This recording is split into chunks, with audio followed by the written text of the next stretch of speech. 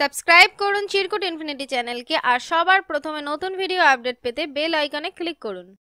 High friends, welcome back to our channel Chirkut infinity. আর আমি স্বর্ণা এসে গেছি আবারও একটা বাংলা সিরিয়াল নিয়ে তোমাদের সামনে আড্ডা দেবো বলে। আজকে যে সিরিয়ালটা নিয়ে আড্ডা দেবো সেটার নাম হচ্ছে গিয়ে মায়ার বাঁধন।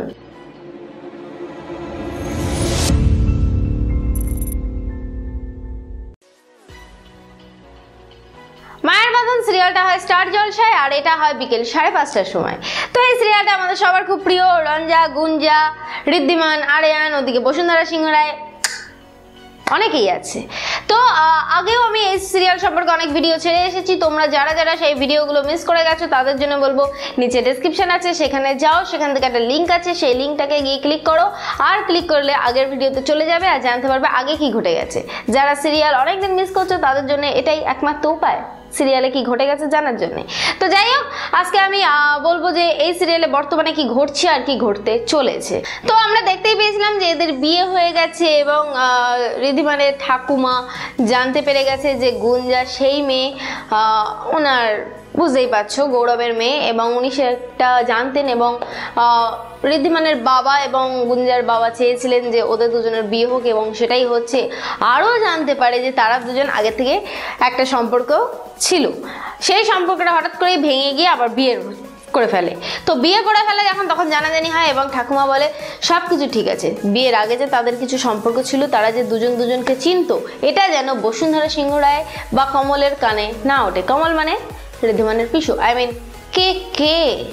তো যাই হোক, আমরা দেখতে পাচ্ছি যে বৌভাতের রাত্রে যে পার্টিটা হয়, রিসেপশন, তো সেই রিসেপশনে আরিয়ান নেই, আরিয়ান মিসিং। আরিয়ান কোথায়?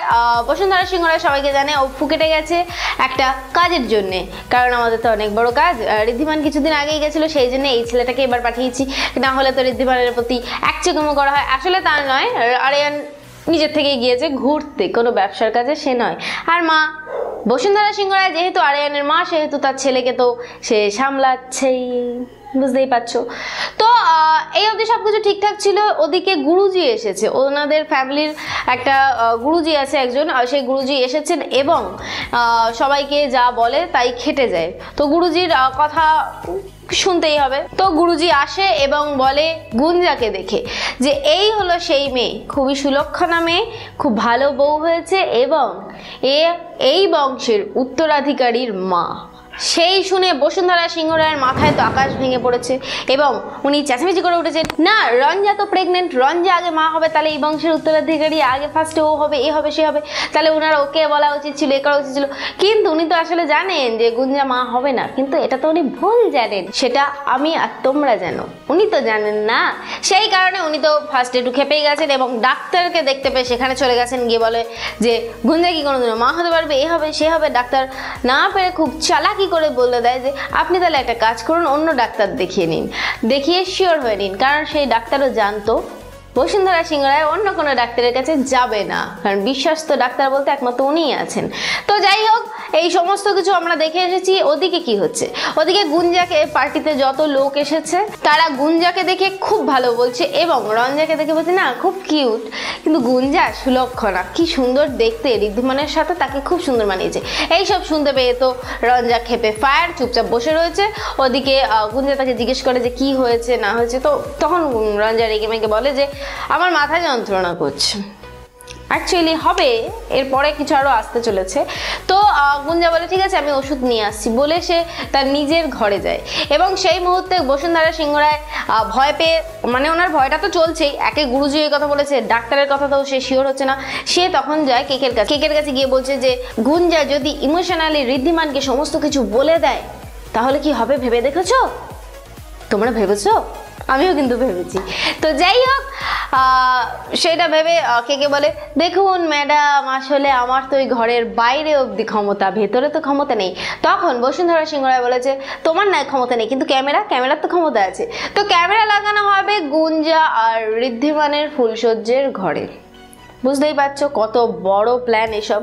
তো গুঞ্জা ওদিকে গেছে ওষুধ আনতে, সেখানে সে যা বুঝতে পারে সেই ঘরটাতে গিয়ে যে কেউ একটা আছে সেই ঘরে। তো খুলে সে একটা ছেলেকে দেখে এবং ছেলেটা তার মুখ চেপে ধরে এবং তানিয়া, ঋদ্ধিমানের যে ছোট কাকা কাকিমা তাদের এক মেয়ে তানিয়া প্রেম করছে।